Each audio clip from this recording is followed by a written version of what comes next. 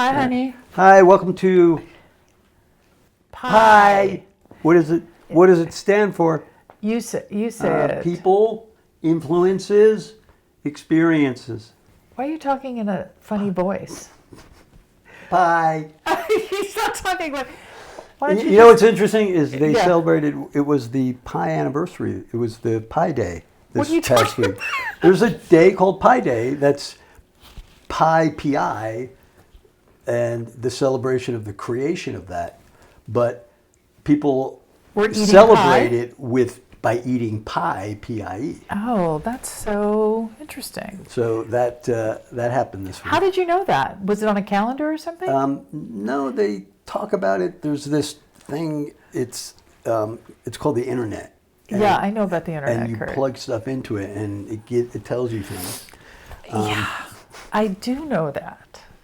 What's going on with you? How was your week, Kate? My week was good, honey. I got in 2 Pilates sessions, which was really important to me. So Well, that was a high point. you better say that again. People are going to want to write that down.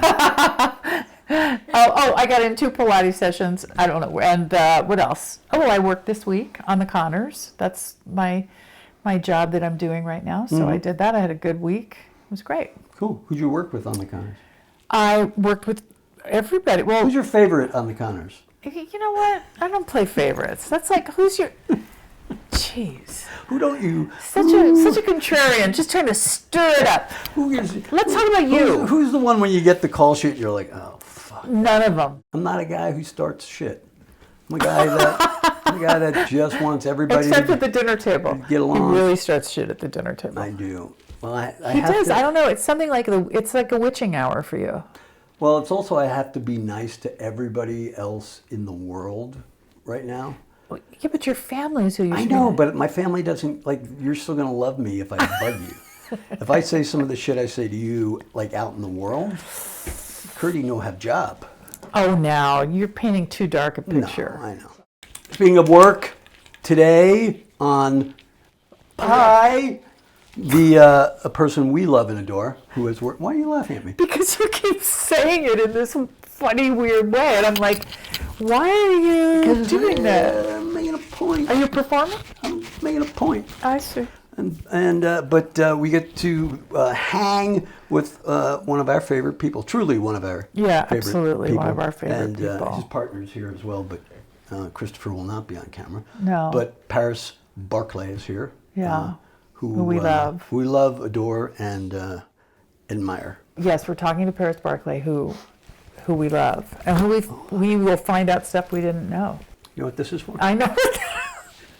See, I have a bridge right now, and a temporary bridge that when my mouth gets dry, my tongue gets caught and I lisp, and I don't want everyone to think I've had a stroke. Bye! Okay. I think we've introed. Yeah. Today on Pie, our people is the fantastic Paris Barclay. Yes. So And happy. I had this realization in actually putting this whole thing together.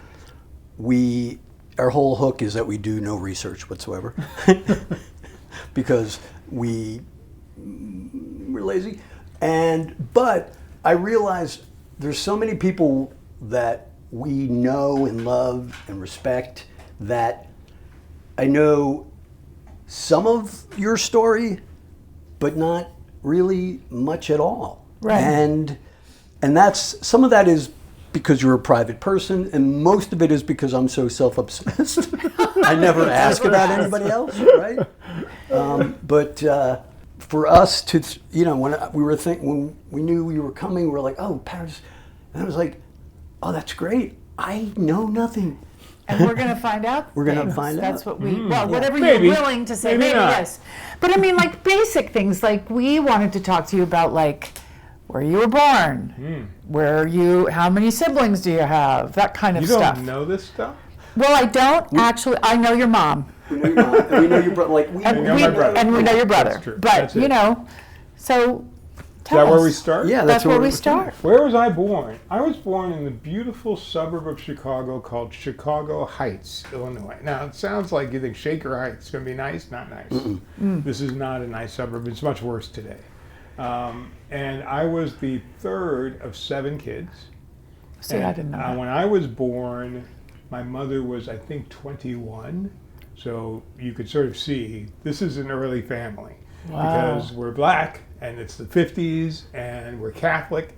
And so we're going to have all these kids and they're all going to live happily ever after, which for the most part happened. So after I was pretty young, we moved out of Chicago Heights because both my parents were actually factory workers.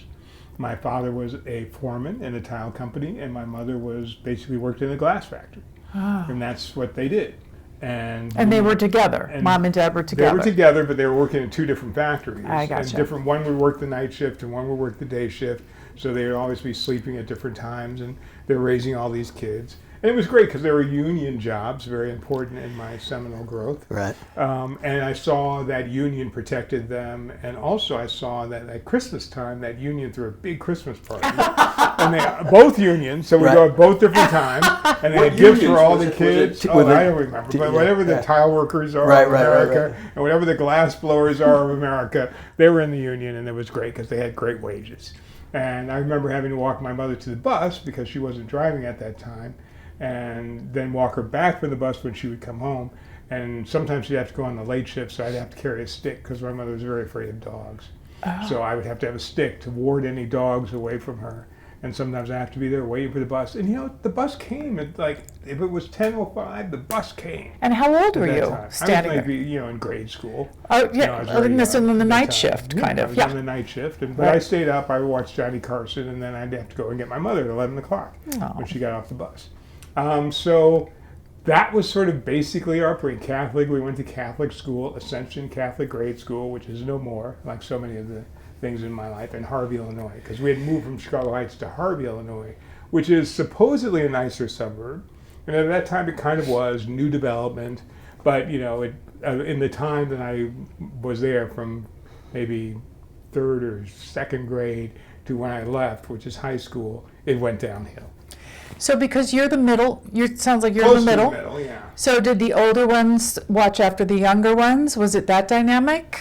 Yeah, sort of, kind of. Everyone sort of did their own thing. My oldest brother was a great speech maker, oddly enough, and an actor, and a African nationalist virtually in the 60s. I mean, he wore dashiki, and he took the name T'Challa Jagiri, and was very, very advanced and inspiring. He was actually really, really inspiring. And so we kind of all looked up to him. My second brother, who is still here today, is now the CEO of the African American Cultural Center in Detroit. Wow. So he became a lawyer and then an educator and eventually the CEO of nonprofits. So he's now the CEO of the 2nd largest African American museum in the country. Wow. Then there's me. Then there's my sister Robin, who's a nurse. Then there's my brother Brian, who used to work for Amazon but is now retired. Then there's my brother Mark, who is a preacher and has his own evangelical preaching thing going on, just created a new church and is actually a fantastic preacher. And then there's my sister Monica, who is just a church lady basically, and she takes care of everyone within the church and supports them. So we have a lot of different divergent. No one's still Catholic except. I was going to say, who's the preacher obviously isn't Catholic. Yeah, maybe my mother and my sister Robin are still Catholic, but everyone else has sort of diverged into other religions. My brother and I are not Catholic, so that's where we're at. Do you have big family reunions? Does everybody get together? No, we don't. The last time we were all together was at our wedding, which you guys were at, which is when we brought most of the family out to experience our wedding. That was like 2008 now. But my life entirely changed in 8th grade when it was decided, because I had the opportunity, that I should go to a private all-boys prep school in Indiana. I was recruited to go to a sleepaway prep school in Indiana called the Lalomere School for Boys. And I played football, and I was a writer, and I wrote musicals. Even in grade school, I did all this stuff. You did? You were writing musicals? Were you in the theater department and the football? Exactly. I wrote a musical in grade school called It's Time for Living that we produced. that I starred in as a warlock. So you can see where this is going. Very tragic. But anyway, they thought I would be perfect to be the first black student at this all-white prep school in Indiana. Only 60 miles away from where I lived in Chicago Heights and then Harvard. So they basically recruited you? They recruited me to come to Lollimer School because they wanted to integrate the school. And I didn't want to do it. My parents said, "Oh, you're doing this. You are stupid not to. You are going to this school." And I remember very vividly having my duffel bag being dropped off we had a Woody station wagon, and all I was doing was crying. I said, "Now I'm here with all these white people. This is going to be very strange." Literally, you were the only black I was the only person? black student, although as part of the deal, I made them also take my brother. So my brother, who's 2 years older than me, also went at the same time. But in my memory, I don't remember him dropping off the same. I just remember me in my bag. I cleaned it up. How old? 12? So I'm, freshman year in high 13? school. Yeah, I'm 14, maybe 13. Wow. And I'm in this prep school, which was really interesting because it was like, really rich kids for the most part. John Roberts, who's now the Chief Justice of the Supreme Court, was in the class ahead of me. So he was one of the people that was like just sort of paving the way there. It was very small, only 100 students. Wow. So it was super tiny, and we lived in the dorm, and I saw how, the white people lived. I thought, oh, this is interesting. They have a whole different way of doing things, these white people. It's super How was the fascinating. relationship with that? I mean, I found some friends who are still my friends today, and I found some people who didn't care for me at all that I had to avoid. But fortunately, this is the 60s, right? This is the 70s at this point. I think I came to Lollimer in 1970. Wow, but So, that's still the it's still essentially heat, the man. 60s. Yeah. So it's still very much, a tense time. So there were some times when there was some clashes and some racism involved. But for the most part, the school protected me and the students were pretty cool. So I did very well at that school. I continued to write musicals. I became #1 in the class. I was going to overachieve because I didn't want to be the black guy who failed. I want to ask one question. Why, how musicals, and I mean, how did you get exposed to like musicals? I'm going to write musicals. I don't know. I just always, see when I was one? a kid, I got chord organs and guitars, and I taught myself the guitar, and I taught myself the piano. And I wanted a piano so bad, but we couldn't afford it because we had 7 kids.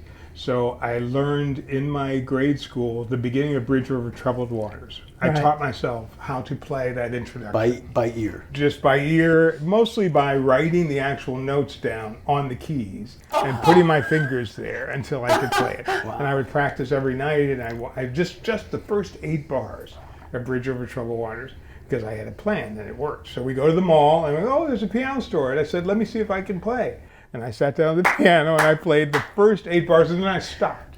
As if I could play like the rest of the song. Is that enough for you? But I could not, and they bought me the piano. Wow, that on was layaway good or whatever, thinking. on time, I think it was called then. It was a $300 piano, and that piano is still in my mother's house. Oh, I love that. It's still in her apartment. It's terrible. It doesn't play very well. I have my first piano that my parents had moved into my bedroom because they were tired of hearing me try to write music. They moved it in. I still have it as well. It's like unplayable. Yeah. But it was Is that this the one little, in Idaho? the one in Idaho, yeah. Yeah, it's all raggedy. And Yeah, my yeah, mother yeah. tries to get it fixed when I'm coming home for Christmas. Right. But it's It does, actually yeah. not salvageable. Yeah, you have to restring the whole thing. Yeah. So, the tutor comes in and goes, no. So this was also, I forgot to mention, a Catholic school. This Right. prep school was also Catholic. So we had to go to Mass, and Catholic was still going on. But I was becoming disenchanted because I already realized I was gay. But I was not having sex with anyone at the school, by the way, which I never did, which is amazing. I never had any I never touched that woman. No, I never had any relationship with anyone in the school. When was that realization? Oh, I was very In the early. school, I in the know, it boys' was school? grade school. Before, It was grade school. Yeah. And writing musicals And suddenly? writing musicals, but it's not writing musicals does not make you gay. Absolutely Just not. for the viewer, writing musicals Does not make doesn't you gay. Okay. Note to self. What else? Anyway, you just realize it over time and who you're interested in. And I wasn't super gay. I was like also interested in women as well as men, so I was kind of mostly gay. Got it. So that's kind of the way that I. So I today still you would dated be, women. would you be pansexual? Is that what they call it today? Well, I don't know what they. I think what I would be pansexual is today. when you're like all I think across the board. I would be no labels, the no labels brand. today slut, because maybe? yeah, exactly. Yeah. Sleeping with anyone that I find cute. Yeah. But since I'm married, I don't do that. Let the record show. So But- anyway, So But yeah, because you're also playing football. Playing football. Yeah. Yeah, it's very, very butch. Yeah. Yeah, so I go to the school and I'm on the football team and I become co-captain of the football team, and it's like, it's a big deal. Football is a very big deal. I even wrestled, which is hard when you're gay, but I did it. It's difficult. Yeah. So I did do wrestling as well. And I eventually graduated, and I decided, where do I want to go to college? I wanted to go to Stanford because it's warm, and I was tired of Chicago and the cold. So I applied to Stanford, but my headmaster, James Moore, said, you're going to Harvard. And this is the second big time in my life that people have made decisions for me regarding my schooling. And he said, you're going to Harvard because John has gone to Harvard, and it's very important to the school that we get another student into Harvard. And I said, so I'm going to Harvard because it's important to the school. To you? Right. He says, well, you know what I mean. It's like, he didn't say you know what I mean, but he gave me that sort of excuse. That We're going to set the trend. We're going to set the trend. We Right. need to get on, it'd be so much easier for us to get the attention of Harvard and all the Ivy Leagues if we get more students into Harvard, and you would qualify. So I applied to Harvard. You must have been having good grades. Yeah, I was top of my class. I was going to say. Yeah, I was number one in my class. So I applied to Harvard, and I do not get in. So James Moore, the headmaster, is very angry. He says, this foils my plan. He flies to Harvard, true story, himself, and he sits down with the admissions people and said, you have made a horrible mistake. You need to accept this person. And they said, who are you again? I don't know what they said. I'm just making up dialogue now. But they said, if he comes to Harvard, we'll interview him again, because my interview was a disaster with the alumni guy that interviews you for Harvard. I was smart ass. It was a disaster. We'll interview him again. So I fly to Harvard and I sleep on John Roberts' floor in the yard, and I have this interview again. And now, for some reason, I'm sort of liking it. It's very cool if you go to Harvard. You feel the weight of it. Right. It's Oh, I'm beautiful, sure. And and the people were really nice, and the food was great, and it was much more diverse than Lalmer was, certainly. And it was Harvard. And so I meet with Bill Fitzsimmons, who since became the dean of admissions, actually, and we have a great meeting, and he reverses the decision. Wow. And they accept me into Harvard, and then I go to Harvard. That's amazing. That's got to be maybe a first and last. What did you major in? Or did Well, you that's a pick good a major question. in? Harvard does not have majors. Oh, they don't. They have areas of concentration. Is that because my That's the niece went to term they Harvard? use, Is that what yes. they call it? They don't like majors. So my area of concentration was English and American literature and language, and that was largely because I could read really fast, and I had read most of the books that were required. And I wanted to do theater, and theater was extracurricular at Harvard. So if you want to do theater, you have to have time to do it. And they wanted me to play football, because that's probably why they accepted me, although they can't give football scholarships in the Ivy League. They can accept people who are strong football players with the assumption But they that can't they'll do play it on football. What is- And they athletics. can't make you play football. What's the theater bug though? Were you a kid that watched a lot of TV? Yeah, Were you a I kid watched a that- lot of TV Movies because at our parents the- were working all the time. So Right. we were always watching TV. I read a lot of books way before the time I should have. Like here I am reading I remember reading Catch-22, which is really quite difficult for me at that time. And I remember reading Midnight Cowboy, the book of Midnight Cowboy. Wow. Which is must have been 1967 or 1968. So I read a lot Pretty of provocative for adult books Got that it. were around. And that's probably why I have a distorted worldview. So anyway, where was I in my sad story? No, it's not a sad story at all. It's kind of an amazing about story. Harvard. Harvard, so Your yeah, area of theater was, concentration. Yeah. theater was fun. And theater was, Did you do much it at the more Catholic interesting. Boys School? Did they have a theater Yeah, department? they had theater. I played Snoopy in You're a Good Man, Charlie Brown. But I don't, and to this day, enjoy acting. And I am always very interested in people who do enjoy it, because I don't. I think it's incredibly stressful, and I don't remember the lines. And I think it's difficult for me to play anything other than myself. So whenever I get a part, I just say, "Oh, I'll just say it like Paris would say it." That's my acting. That's as far as I could go. I can relate to this a little bit because my father was a director, and he also started as an actor and couldn't stop laughing on stage.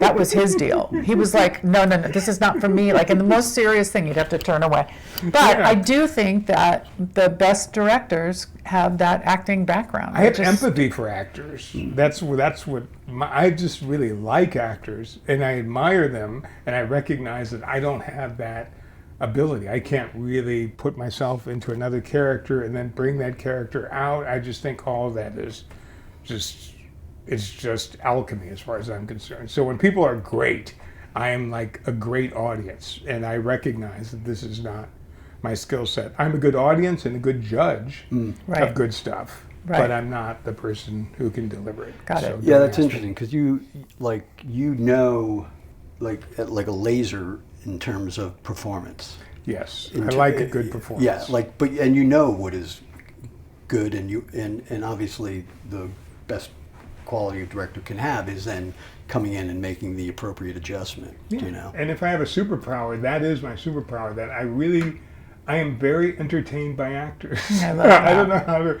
I focus when they're working, and I find it really interesting, and I find it somewhat magical, which is why I love the show In Treatment, because that's all it was. Right, was it was just acting. actors and, Yeah. and dialogue. Obviously, they had to do the script. Great But show, it's by the all way. about just performance, and it was so joyful to rehearse it and to actually do it, and just to watch it develop and to see how one person's reaction. And those actors changed. were so easy to work with. And too.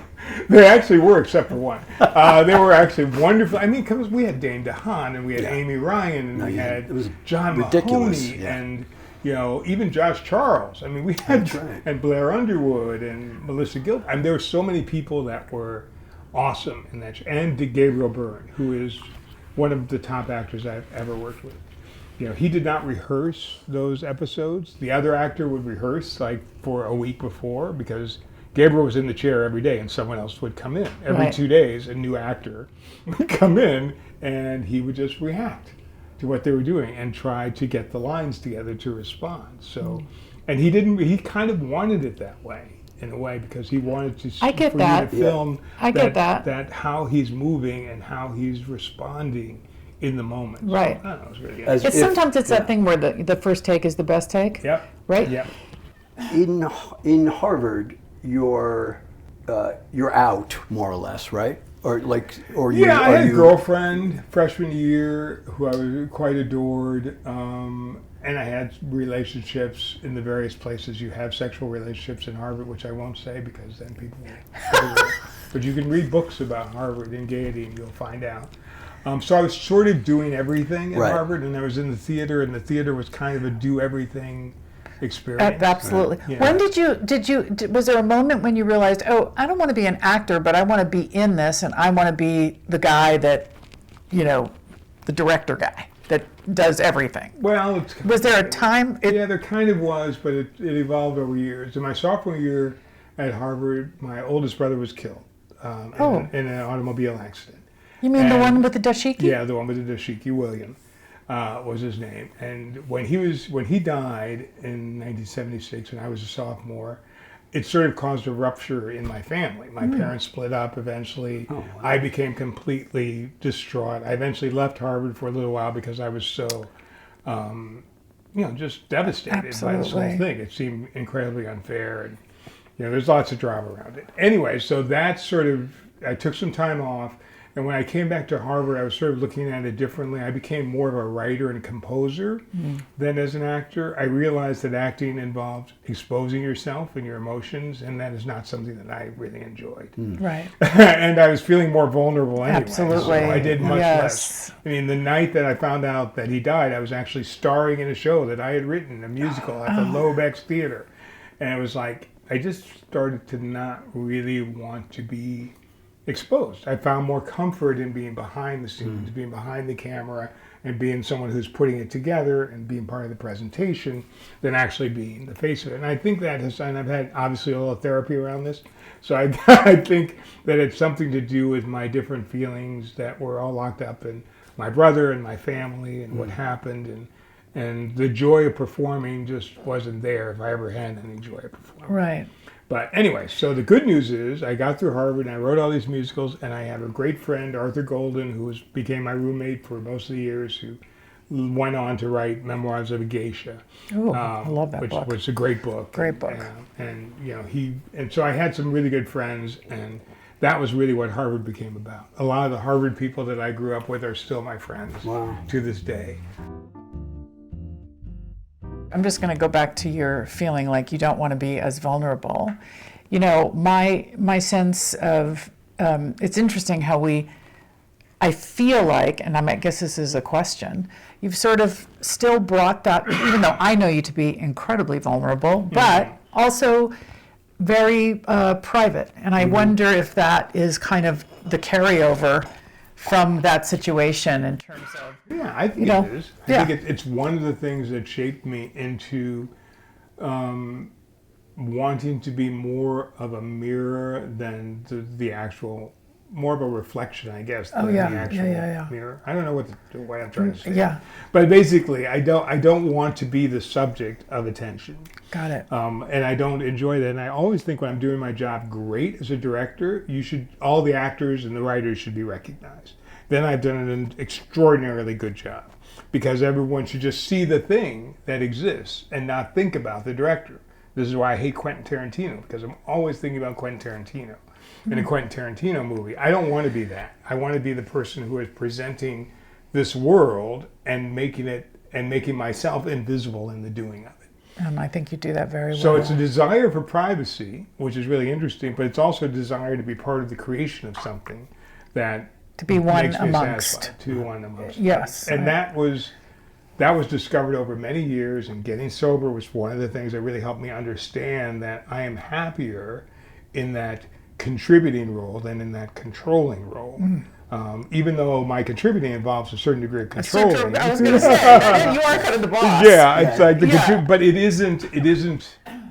I try to control in a way that is collaborative enough that people don't feel controlled. I mean, I try to act. They don't feel intimidated at all. Yeah, in a way that allows them to do what they have to do. I mean, I had a very young actor who had a 15-page day a couple of weeks ago, in which he had to testify. This is in the Menendez story, Monster Season 2 I'm doing, in which he had to walk through this very chilling testimony about what happened. And for some reason, they scheduled it all in one day. They said, he'll be great. And I thought, that's a lot to do in one day. So I spent the whole week before talking with him. We had a Sunday rehearsal. When we finally got to the day, I looked at him and he was nervous wreck, because it's like, oh, now everything's depending upon him and he has to do this whole thing. And we talked him down from that. The first take was magnificent. And the second take was really good too.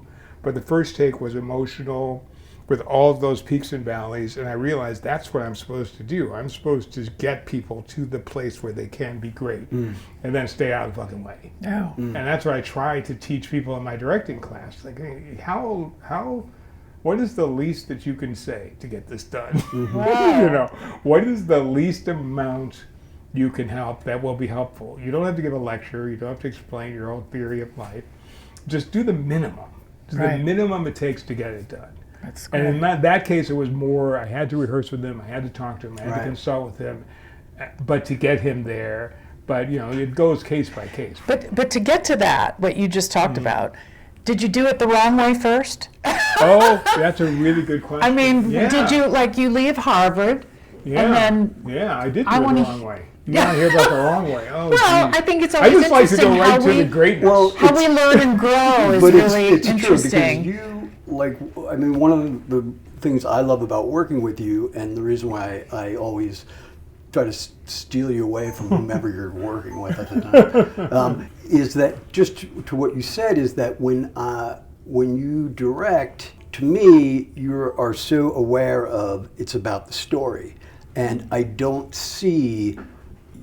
I'm the same way. I never want somebody coming away from a scene or watching it going, oh, that was great writing, or that was great directing, or you want somebody coming away going, oh man, that broke my heart, or whatever. Yes. And you direct in a way that you honor the visual component of what it is you bring to it, without it being, look at this. Right. And that, I think, sometimes is the biggest challenge for directors. I agree. And I'm trying to train them, but they don't always get it. Because everyone thinks directing is about showing off. Right. And directing is about, look what Christopher Nolan did in this, and blah, blah, blah, blah, blah. But it's hard to convince people that directing really is about the simple truth and how simply it can be presented. That's the most powerful thing you can do. Right. that everything else is clutter. Less is more. Less is more. Everything else is busy work, unless it's something that brings you to the simple truth. Right. Sometimes there is a shot that brings you to what's really happening. That when Mama was shot by Charlie Hunnam, that shot where it's just their faces is the simplest way you could see. You want to see both of them in that moment simultaneously, and to see that happen. So we had to use a split diopter and figure out how to do it. So technically, it's a little bit of a challenge, but it doesn't really, if you don't know anything about technical, it's just you see the both of them going through this. And Charlie's breaking and you trying to say, go do it, son. I mean, that's a great moment of just trying to be as simple as possible and bring something down. I mean, there's a lot of more complicated ways we could have done, Mama's death, but I don't know if they would have been as effective. I really wanted to see you both. No. And I didn't want to see you both in intercuts. I wanted to see you both there. See, that's so cool. I love that you, so many times it feels like people are like, oh, that's too complicated to do, or we can't figure that out, or but you stick to the way you see the story being told, and figure it out. And it's always, if I'm sitting to make a shot list, I'm thinking, what is the simplest way to do this scene? Where can I put the camera that will help the story be told?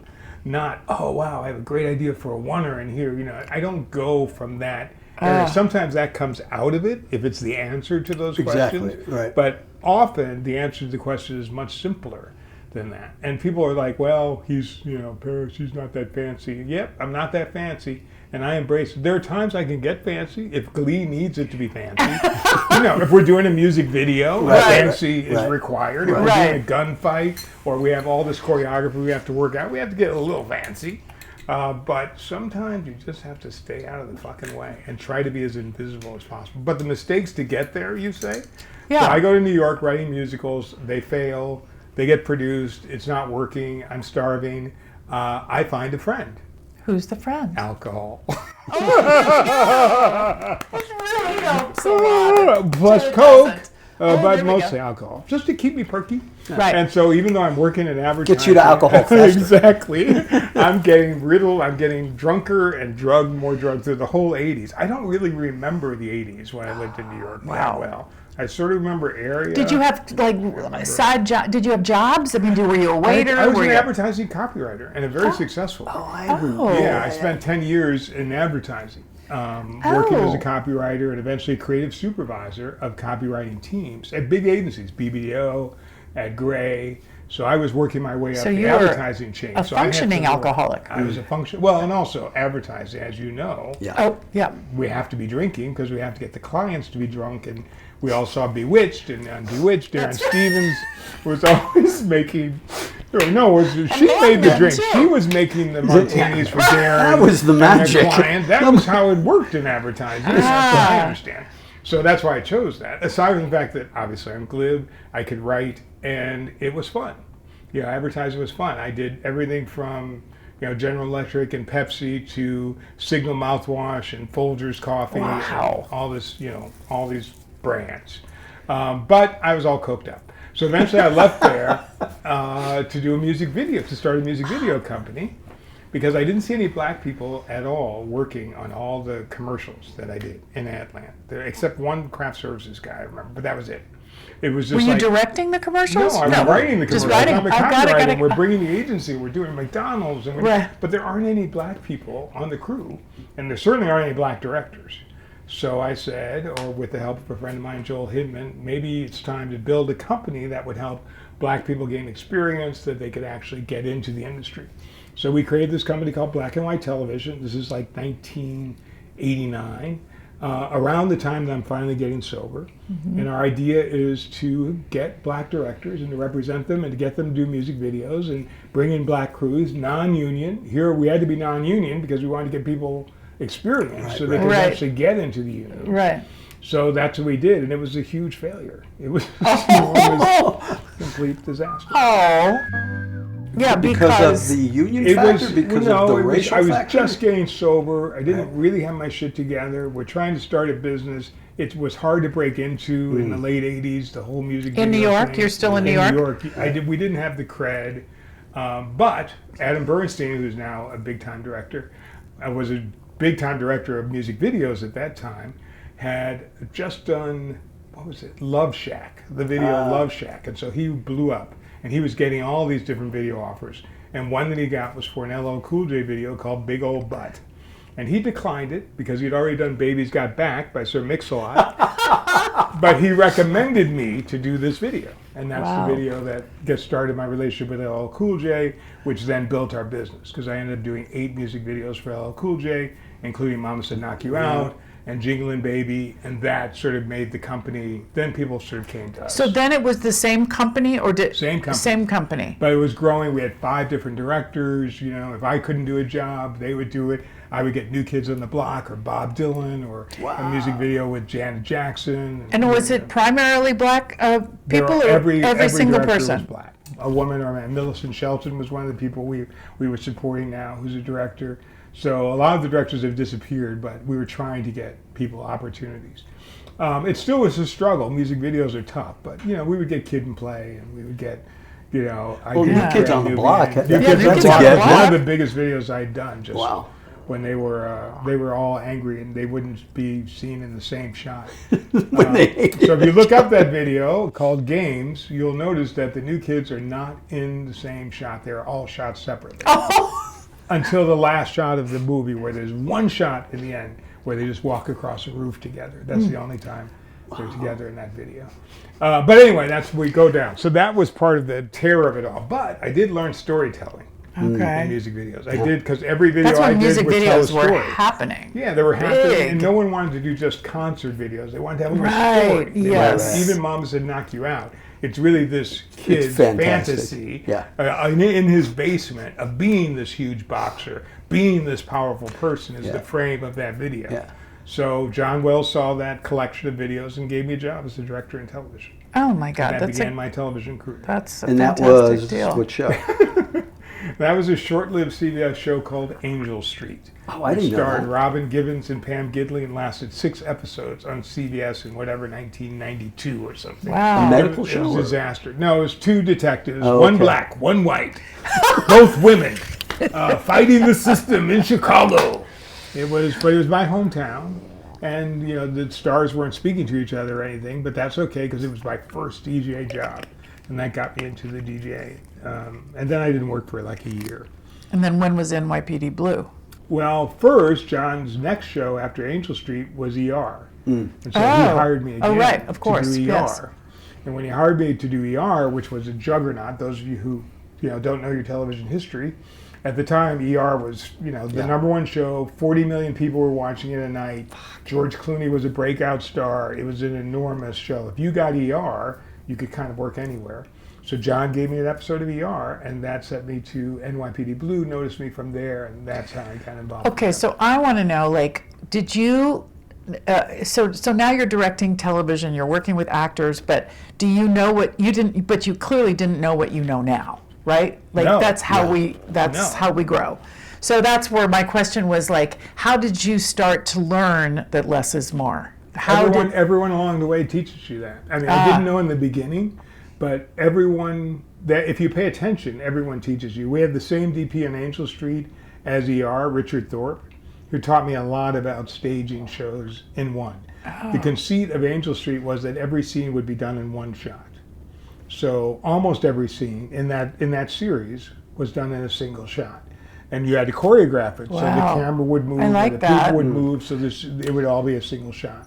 And they carried that to ER. That became the famous long 3-minute, one-er kind of things to ER. So that really helped me learn what's essential. Ultimately West Wing. And ultimately West Wing, which also Tommy Salami brought that from there. So learning that in that time was a head start because that was becoming a style. Right. That ability to choreograph things, find out what's important, where should the camera move, all of that stuff is like a crash course in that. And simplicity again. And what you need and don't need. What do you need and don't need? What's the cover? Yeah. Do you really need to see this person now? Is it enough to do this? But also, I'm just going to say, there's a musical theater element to that. There's a dance. There is. And it really was a dance. And on ER, they knew how to dance. After you would set the shot, they'd say, well, what if I pick up this folder here? Then you could pick me up going there. And they would be right. Even Clooney, God bless his soul, You know, he was ingenious about how people could hand him things which had his sides on them at various places in the movie. Without John knowing it. So, yeah, and he would talk to us, can you hand me this folder as I come around the corner? And they would, and it would be like his next lines of dialogue. And thank you. And he would say, That's well, so he was great. very, when I got there, he was already a huge star. He was doing Batman at the same time that he was Wow. doing ER. Wow. So he was like overwhelmed and could not be the nicer guy. And he taught me too this great technique, which is when you're in an uncomfortable situation and you're the biggest star in the room, just ask people about themselves. Oh, 100%. I didn't know that. No. That's what he was doing. First he did with me, and I thought, that's so cool. George, he said, where are you from? Oh, Chicago, that's cool. And he would start talking to you, but when you're like going, oh my God, I'm talking to George Clooney, and he would just be engaging you in conversation. And then I saw him do it to other people, and I went, wait, I can use that. Oh, yeah. Right. That's You a know very, that already, that's a 'cause you're sober a thing star. too. Yeah. That's a very Is that sober a thing. sober thing too? I find that when I'm nervous or when I'm, thinking it's all about me or I'm going to fuck up, blah, blah, blah, it's a very helpful tool to ask somebody how they're doing and Yeah. to see where they're at and how's your day going. And then suddenly the onus is not on,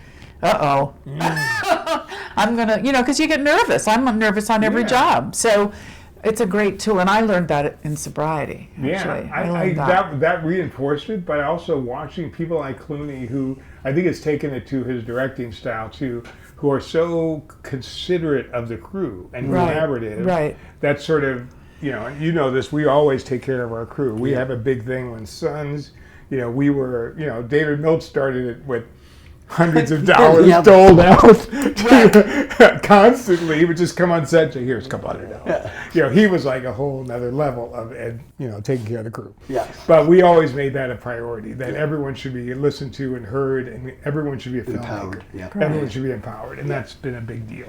I'm going to take just a left turn. Yeah. Oh, I love left turns. Did you always want a family? Yes. You were that guy. I that- was always with someone. I've only been single, I think we counted about 2 years in my adult life. So you were. I you're met a my coupler. first sort of, boyfriend / relationship in Harvard, junior, I think it was my junior year in Harvard. We lived together in the summers. We stayed together for a couple of years. Once he was gone, there was someone else. That went on for 6 years. When he was gone, there was someone else. That went on for 8 years. Then there was like 2 years when I didn't have anybody. I'm a serial monogamous. Love that. And that's into sobriety and before sobriety? into sobriety. Right. I mean, it doesn't Yeah. mean I wasn't, Right. busy, because you get high, you get busy. Right. But in terms of relationships, Yeah. I like to be with someone, Yeah. and I always get that. eventually, even though I didn't think it was possible because I'm gay or gayish to have a family, I thought that was always in the back of my mind. I always thought I would be a good dad, Right. and that's something I've always wanted to do. So it wasn't until I met Christopher Okay, that's our 25 question years too. ago. Is it 25 years now? 25 years ago That's when you met or got married? that we met. Got it. Right. I think it's 25 years ago. He's nodding yes. He's just off camera. Making sure I don't lie too much. So, that, So yes, I met him 25 years ago, and it wasn't until really after September 11th that we focused on having a family. All right. Because we were on the flight that went into the tower. Wait. What? You don't know this story, Katie? Well, I This is a probably do, classic but Barclay story. Tell the story again. Oh, I think I do. Tell the story A again. musical that I've written based in the soldiers' lives for Vietnam was being done in Boston. And so Christopher and I and most of my family were in Boston for the opening of the musical on September 9th. And that was a Sunday night. And then everyone went home except for us. We were staying until Tuesday, September 11th, to fly back. And then we thought, why are we staying until Tuesday? Because the play doesn't play on Monday. It's dark.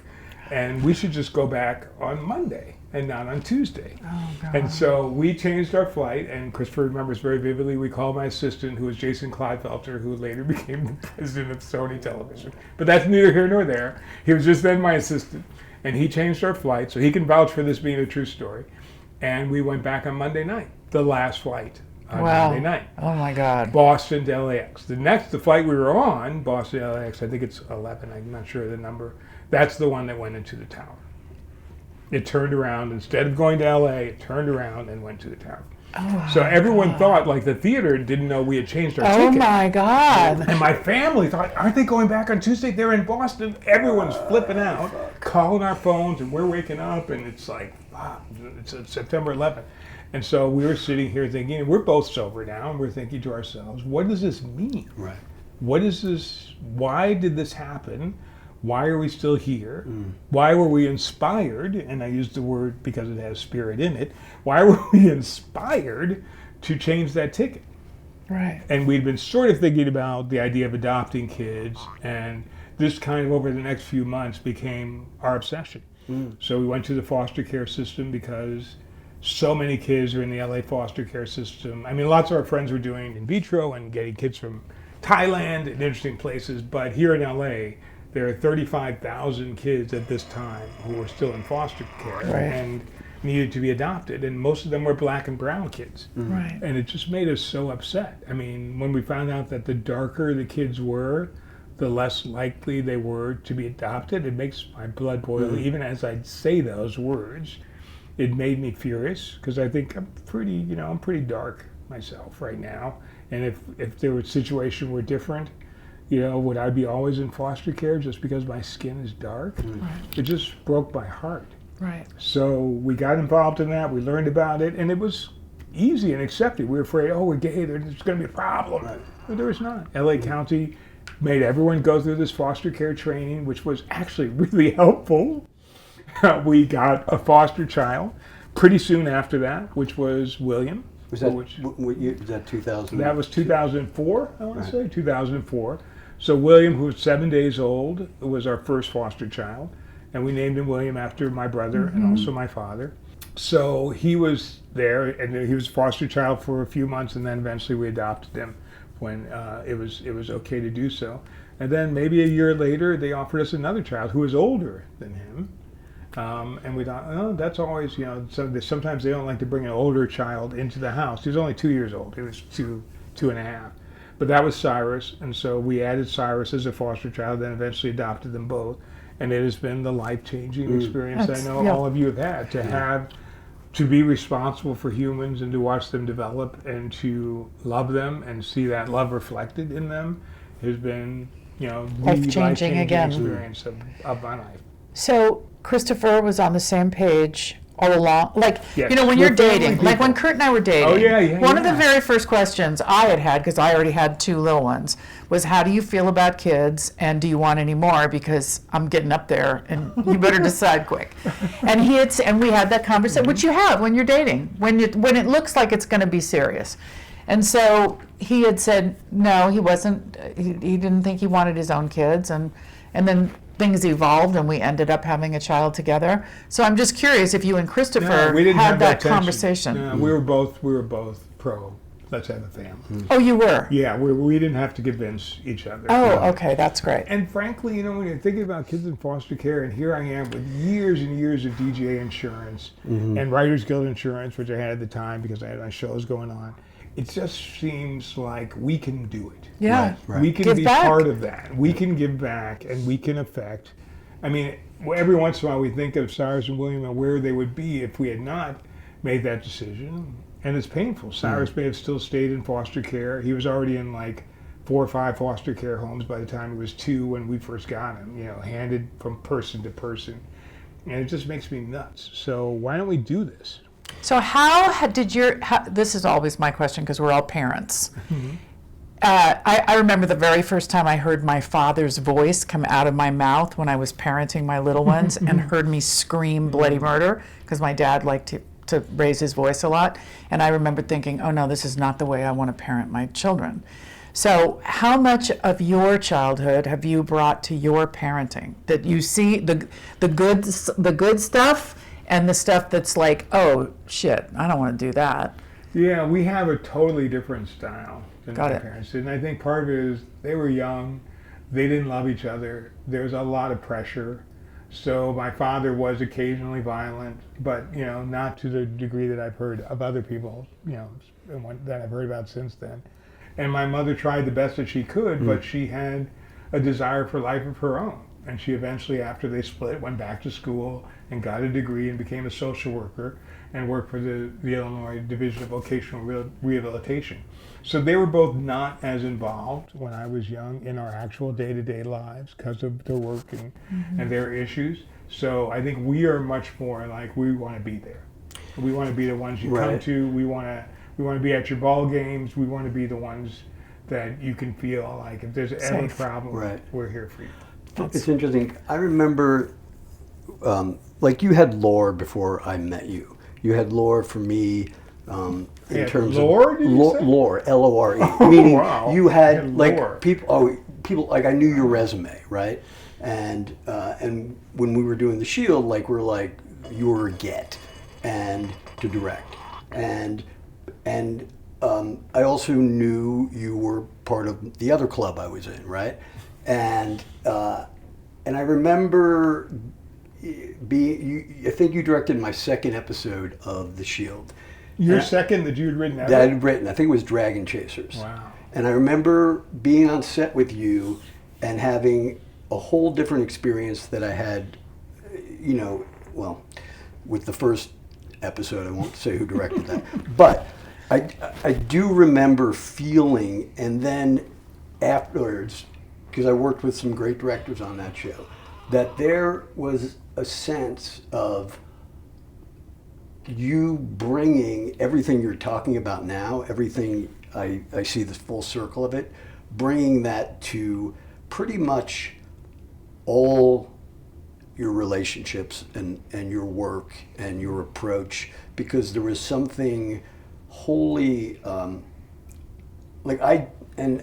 not blowing smoke, like I love to work with you, because when I work with you, I feel better about myself. Do you know what I mean? Like the energy that you have, and it is so, there's an element of respect and appreciation.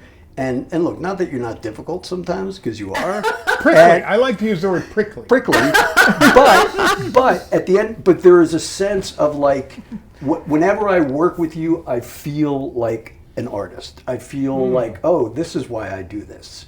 And it's why I always try to, I've learned to surround myself with those kind of people, because, and then I see that and then realize, oh, that's what you bring to all your relationships. To your family. To your family. And it's all, look, not to steal from the book, but it's, it is all ultimately about service. Yeah, it all is. I want to argue and refute what you have just said.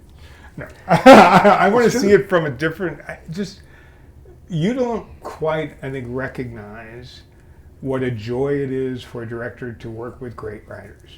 And I have been so fortunate in my little career to, get started with David Milch. Was the first great writer that I really worked with, who was just, I really can't quite describe how amazed I was when the pages, late though they may be, would come. And then there was Aaron Sorkin, who is also brilliant in his own way, much slicker and a very different voice than David's, but also really, really brilliant. And then there was you. I mean, those are the three great writers that I have experienced. And with you, what I loved is, and it's sort of true of the other two too, they took me to places I hadn't been. They took me into areas I was fascinated by and that sometimes repulsed by and often confused by. But they took me there and they made it kind of exciting for me to go there. And I have to say that's one of the reasons why I work a lot with Ryan, because Ryan doesn't want to do anything that's normal. Right. He always wants to, even if he's telling an old story like Dahmer, he wants to find this other side to it. Oh my God, that's right, you did Dahmer. Yeah, we did, when we did Dahmer together. He was looking for a flip to it. So I'm always thinking, and honestly, I'm at the mercy of these great writers, because I've never been able to direct a successful episode of television without it being written great. Oh, I mean, I've tried. Right. I've tried. I did my. Right. I can say the same from an acting standpoint. Absolutely. If the writing is not right, it does not work. Doesn't and you're work. just stuck there, and you're trying to distract almost the viewer from the writing by doing some other stuff. We have our shtick that we do, that we're going to do. You know, I have a little bit of director. I don't like to pull it out, but sometimes I feel desperate because I have to just pretend like what they're reading and saying is real. It's just not. So now the camera is really moving, and my direction is say this as quickly as you can. That's my direction. Right. Because there's nothing there. And it doesn't happen often, but sometimes it does. And you have to go through it anyway as a journeyman director. But with the great writers, when you're actually with the great writers, it sounds like they're old.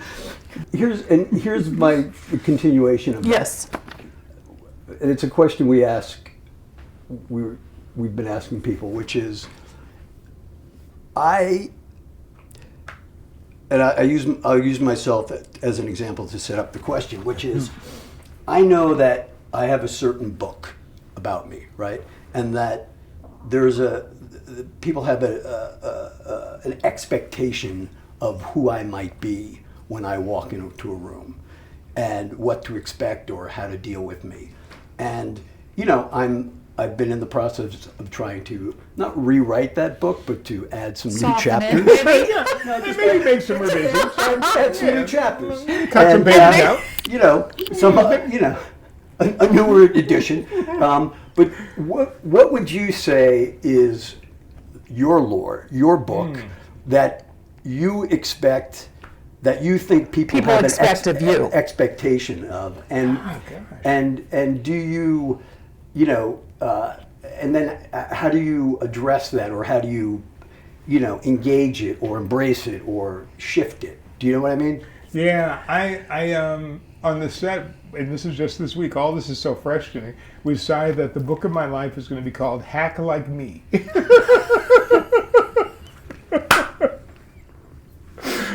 Because I think the secret of my success is the work of others. I really do. I think if there's a book on me, if anyone's really looking at it really smart, I'm in the right place at the right time, and I make things happen. And I make things comfortable, and I deal with personalities that some people think are difficult, like, oh, Gabriel Byrne, he's so difficult. He is not. Michael Chiklis is not that difficult. Michael Chiklis is a little bear. You just have to know who they are and approach them on their level. So I think the book he gets it done smartly, makes people feel good. I say at the beginning of the production meeting or at the first safety meeting, it's really important that we make the show, but it's really important that everyone gets home safely. Right. That's really our number one goal, is to make sure that we're all taken care of as a family. And certainly when I'm a producer and I have more to choose, I try to make that the priority of the thing, because then the work is great on its own. But I think what Kurt's asking, and I remember knowing about you when I was just like this, I don't even know what I was doing. I was trying to be a rock star, maybe I'll be an actor, whatever. And you were on NYPD Blue, and I knew who you were. I knew your name. So I don't remember the exact first time I met you, but I remember thinking, like, am I going to feel intimidated when he walks in the room? And I think that's what Kurt's talking about more, is like, do you think that other people have this sense of who's going to walk in the room, and do you pander to that, or do you feel like, because what ended up happening was you were not intimidating, It was more just the lore of you that I felt like, oh man, this is Paris Barclay. Yeah, I think I try to undercut that as much as possible, as quickly as possible. That's one of the reasons why I have to meet every actor that I'm going to direct with on Zoom or in person before I direct them, before we show up on the day. I have to have a talk with them. Oh, that's nice. I just have to have some kind of conversation. Sometimes it's 20 minutes, but like sometimes if it's Evan Peters, it's an hour and a half. We get into the whole process of how he's constructing a character. I try to be silly as much as I can be, as much as HR will allow these days, which is not as much as I would like it to be.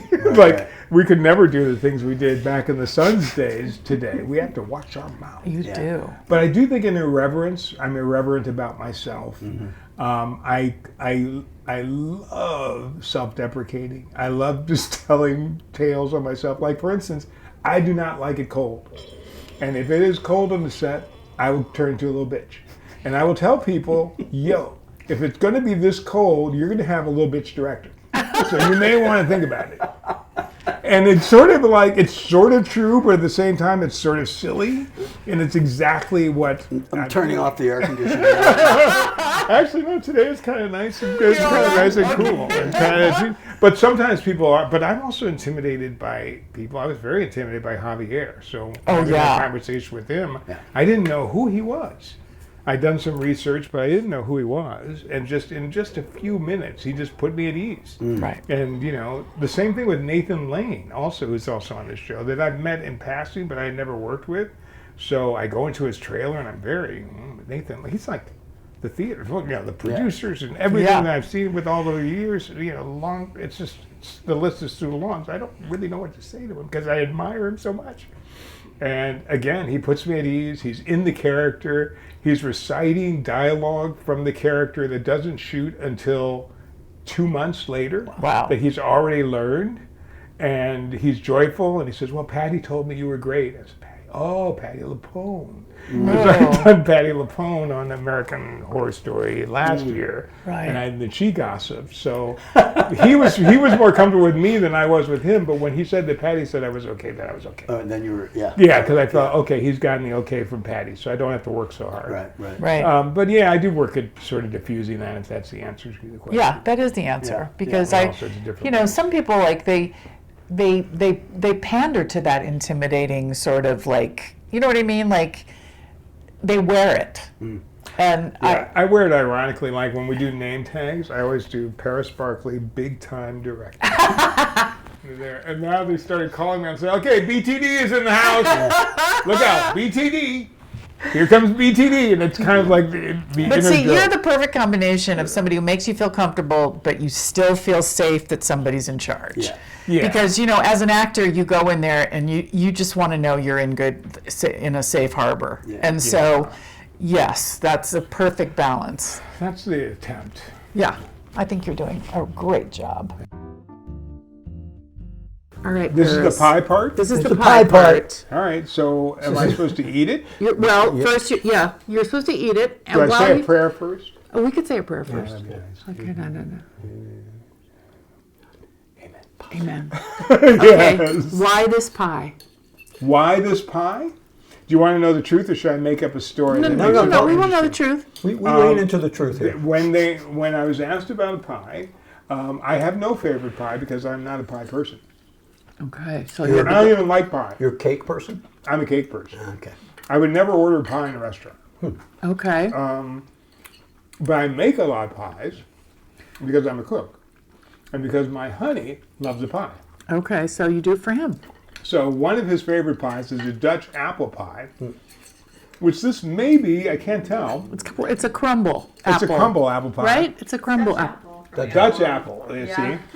That's one of his favorites, especially a deep dish. And I have a whole process, which takes about 4 hours, to make him his deep dish apple pie, which I only make at holidays now. I know, you love to cook. Yeah, you are. I see your Instagram is all cook. I worked also as a cook when I was a kid. Oh, see, we I didn't know forgot that. that part. In a restaurant? Wow. The Lincoln Inn restaurant in Chicago Heights, Illinois. After I lived in Harvey, I worked there. So I'm like 17, 18, working summers as sort of short order cook. Which is great. It was a great little restaurant because they made everything. They made snails and they made cheeseburgers. Wow. So it was like a huge menu. So they taught you, or did you come in with some experience? No, you just learn they just make you do stuff. You watch people doing it, and then suddenly you realize, I'm the only cook here, and you have to do all the orders. What's your favorite cake? Oh, this is a tough question. To eat, I would say... No, to throw at somebody. Well, because I have favorite cakes that are just my favorite to look at. If you look at my Instagram, to make, right. To make, I have some beautiful cakes, but they're terrible to eat. I'm trying to get at some like romantic memory of why I like this cake. Like my mother used to make, not cake, but she'd make chicken and dumplings. Oh, and I love chicken and dumplings. Oh my God. So I have such a sense memory, and I haven't had that in years. I have a great recipe for chicken and dumplings. Well, we're doing a little plant-based thing right now, but the dumplings I you would can like. get chicken That's and true. dumplings. So that's what I mean. Like, is there a cake that brings back, like some sort of... Or whatever your favorite cake is, why? Yeah, that's right. My mother only made cakes from boxes, and it's not because she's a bad person, but it's because that's what I remember. And she may read this and refute this and say, no, I made those cakes from scratch. You don't know. Because her parents were cooks also. And they worked in this other boys' school. It's a long story. And so she tended to be busy and working. Yeah. So it was like Duncan Hines and... which is not what's bad. The other brand? It was Duncan Hines. Crocker. Betty Crocker. Betty Crocker. So when I see those boxes and when I taste those cakes, I do have a sense memory to childhood. So every once in a while, I'll just make a Betty Crocker or Duncan Hines cake out of the box with the frost, not put anything else in it. Right. You know, sometimes I beat it a little longer just to try to get some bubbles into it. Use the frosting from the can. Right. And just eat it deliciously. And I think that's probably the closest I get to memory. Yeah. I'm happy for a moment, but happiness like is very transient in this world. Right. No, that's true. So true. This is also the time when you get to talk about anything that you're working on that you want to talk about. Oh, this is where I promote things? Yeah, you can, if you have anything you want to hype or charities. Yeah. Oh, that's nice. I mean, obviously you segued into one of your biggest charities. What's my biggest charity? Foster kids. The event that we showed up at this year. Oh yeah, those people. I'm honored, but that's another thing I really like. I really don't like that. I mean, or being honored. That being honored thing is work. Yeah. It is, right? And, I mean, it's a worthy cause, and it's fun to do. But putting your name out there and feeling responsible to get people to come, I really have to love the charity. I really have to love it. Yeah.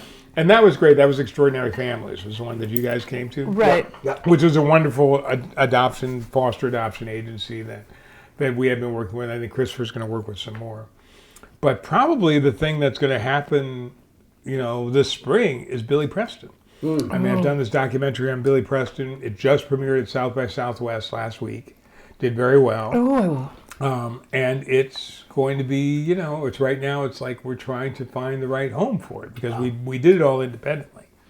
But it's hard for me to believe that a movie that has not only Billy Preston and these archival great clips, but all of the Beatles, including an interview with Ringo Starr and Eric Clapton telling his really, I think, moving for you guys. That you got to do for the documentary? Eric Clapton is in it for the second half of it. Wow. And he talks about the frustration of trying to get Billy Preston sober, actually, and how that relationship went in and when he had to let go of him. So it's very moving part of it when he just talks about the loss of a friend that he couldn't save. Is that how he died? Was it? He died basically of alcoholism and drugs. But he had liver failure and kidney failure and was on dialysis and was basically kind of imploded by the time he died and went to a coma. But so it's a lot of that, and so the whole point of the documentary, even though that's very sad, is how do we not let that happen to other people now? Right. How do we keep going? Right.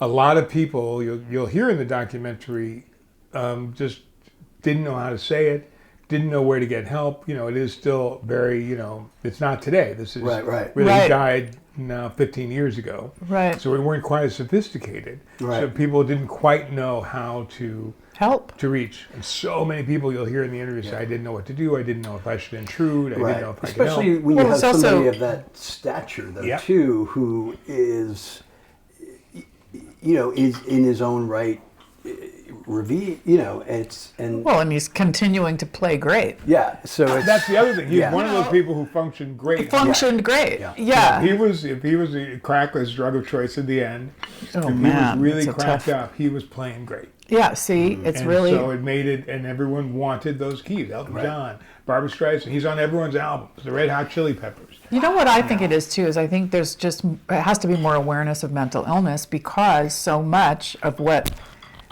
the people in our society, our community, also struggle with that. And so there's a lot of self-medicating going on.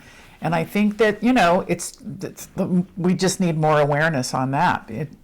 Because that helps people to get recovered. Right. And people have to recognize that it's okay that this particular mental illness of alcoholism and drug addiction is curable. Right.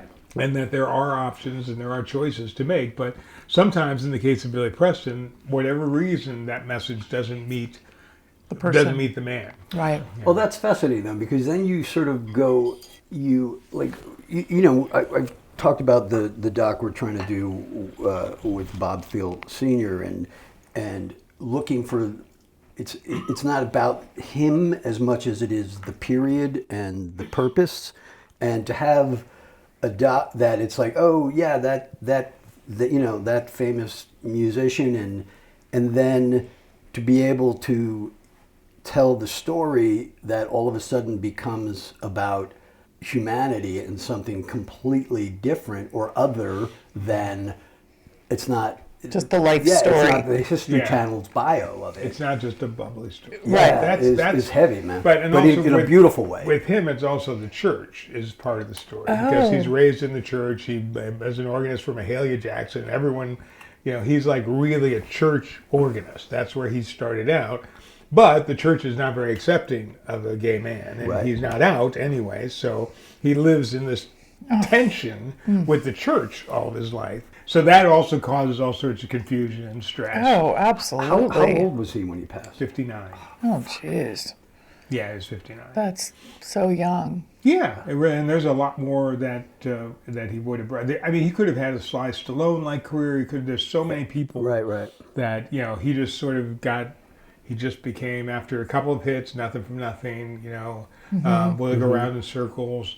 Never really put together an album after that, and then became the musician's musician, and lost himself in the process. Right.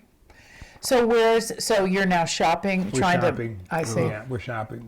Everyone's watching it. Everyone, they say, is watching it. Oh, You great. know, if they weren't at the festival, they're getting yeah, links. I can't imagine somebody, you know. Well, it has. Honey, your hair looks really funny right I now. like it. No, I thought it was great. I thought it was really great. So when you pushed it I think we're forward. on camera, and I was like, wow, It was a I great think you look. won't like that. Yes, but as you, it looked great. But as you may know, our industry is contracting, Yeah. and funds for things like documentaries, and they're not what they used to I be. know. I know.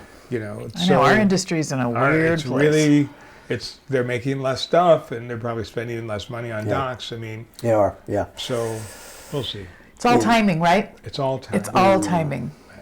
But Yeah, it sounds this like it was a actually- fulfilling project for you. It took 3 years. No, I Wow. know you've been. Yeah. Yeah, and I would do it again. I mean, I wouldn't do this particular story again, but I would go through the process again because I think it's fascinating. It's funny. We were listening to some McCoy Tyner right last night, right? And I knew nothing about jazz, but McCoy Tyner Trio played at my first wedding. I had no idea who. Not to McCoy- me, that was the other That was wife. the other wife. I had no idea who he was, but we were listening, and then we went and looked at, and like, you know, dude had the like he played until the time he died. He was 81. Like so, Wow. he had, you know, Jazz musicians get to do that. but you just see like what would have, you know, in the case of Billy Preston, who was like off the spectrum in terms of talent, like, you know, what would that look like for another 25 years? Yeah, it's we would heartbreaking. love to have seen it. Yeah. Yeah. And we dissect his early like contributions, like we go into the Get Back sessions, and Peter Jackson gave us the footage so we could recut those Get Back sessions now, seeing Wow. it sort of from Billy's perspective. Oh, wow. But you also see when you hear just, you know, Don't Let Me Down, and, you know, even, you know, iconic things that you associate with the Bill, and when they're stripped down to the beginning, when they were being composed, Right. Billy's right in there. Right. You know, he's creating the harmonies and some of the melodies Right. of those songs. So he's arranging. What Beatles did you had? He did Abbey Road and Right. Let It Be. And did you have Ringo currently? Ringo? Yeah, Ringo we did interview. He's the only Beatle He's the that only we one, did interview. yeah. He gives Right. a wonderful. I mean, we could have interviewed Paul, but Was there that's fraught. archival footage of the Beatles about with him? Yeah, even back when they first met Billy Preston, because they first met Billy Preston in 1959, I think, when they were playing at the Starlight Club in Germany. Oh, wow. When That's where they met Billy Preston? he was playing for Little Richard. And Little Richard, they were the opening act for Little Richard. Oh, my God. So they met, That's that's so when cool. the Beatles, and then, so when he came back in 1969 and just walked into the studio, you'll see in the movie, I think John says, oh, we met him, he's telling George Martin, we met him back in Hamburg with Little Richard. That's when they remembered him from. Wow. And they just never forgot his playing. He must have been so young playing with Little Richard. 16. I mean, that's crazy. Traveling around the world Crazy. at 16. So kind of With Little Richard. Wow. Man. You know that. Nothing So going on fun. there. Nothing going on. Nothing going on here, folks. Nothing to see here. Don't look. Wow. That was crazy. I mean, Little Richard was at the height of his. Oh, man, I love and Little insanity, Richard. too, in Wow. that period. So, yeah, So that's great. all in the doc. You'll have to see it. We'll have to see it.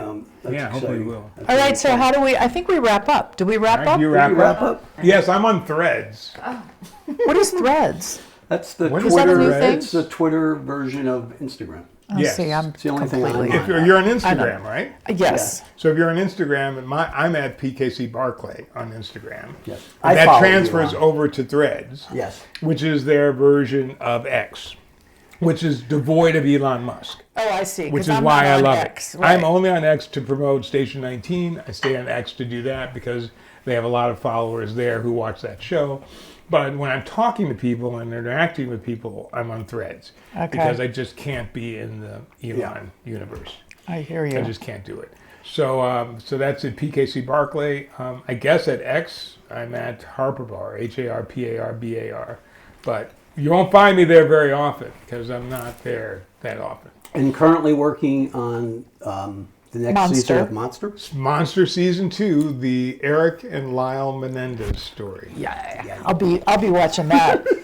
I was watching that when it was on the news. It was kind of an OJ experience. It was like, Oh, wasn't yeah, it it was before crazy. OJ? I think it was just before OJ. It was really. Well, that house was a big, like I remember when I came to LA to visit, I had friends show me the OJ house and the Menendez house. Those were two big Beverly Hills stops. Oh, wow. And Beverly Hills But too. we love that you you. were We really here. do. We love you too, and thank you so much for inviting us because it was a great excuse to come over and to see you. And I learned a great lot. success. Yeah. I learned a lot. Well, you didn't know all this shit? I did not. You know, you're very private, Paris. You are I very didn't private. realize. Like Am I we said- so private? I'm Yeah. sure. Yes, I think you are. I just cry- think my biography And you is cry. boring. You cry very easily. And you cry very easily. And And then I stopped talking. and then you stop talking.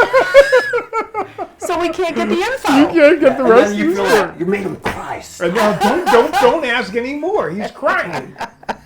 That's right. We love you. We love you. Thank you. Thank you. Thank Love you. you back.